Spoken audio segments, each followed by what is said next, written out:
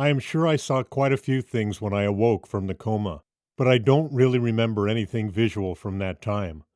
I had figured out that I was in the hospital, but I didn't know why. My most pressing concern was the frigidly cold and horribly heavy wet boots that I felt strapped to both my feet. They were on so tight that I couldn't move my lower legs, and the fluid chill made me miserable. Obviously, something was wrong with my feet, and the boots were some part of the treatment.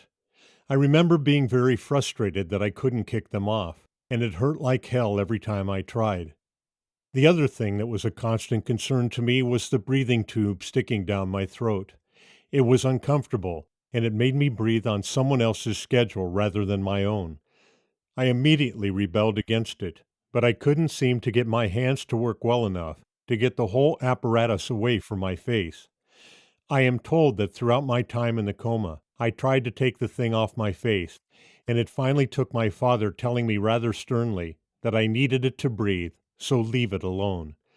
Even in a coma, I did what my old man told me to do, and I left the breathing mask and tube alone. I don't know how long I was awake before someone noticed, but it could not have been long. I spent most of my time sleeping, and when I was awake, I was trying to get the boots off my feet. How long I spent awake without vision is a mystery to me, but I do remember vividly the first thing I actually saw when my vision returned. It was my son, and he was wearing a shovel on his face. I know now that he was wearing a hospital mask to protect both himself and me from infection, but at the time, I thought my son was wearing a pink and white striped spade shovel over the lower half of his face, and I found that extremely funny. I didn't understand it, but I thought it was funny nonetheless. It was also a very emotional thing for me. I couldn't understand what was going on, but I knew that I was in the hospital, obviously in bad shape, and I was looking at my son. I cried. I cried and sobbed as best I could with that tube down my throat, because there was my son.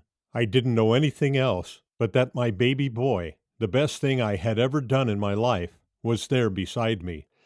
I was hurting, confused, and still mostly hallucinating from the after effects of the coma. But my son was there, so it was going to be okay. After all the nightmares I had lived through in that horrible coma life, my son was with me now, and seeing him made me so happy I cried.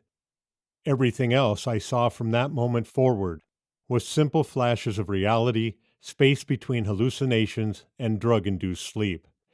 The only time I seemed to be able to focus in on reality is when another shovel-covered face would float up out of the mist to look at me. I remember seeing my friends, Jenny, Bob, and Kimbrough, as well as my parents, and of course my son returned often.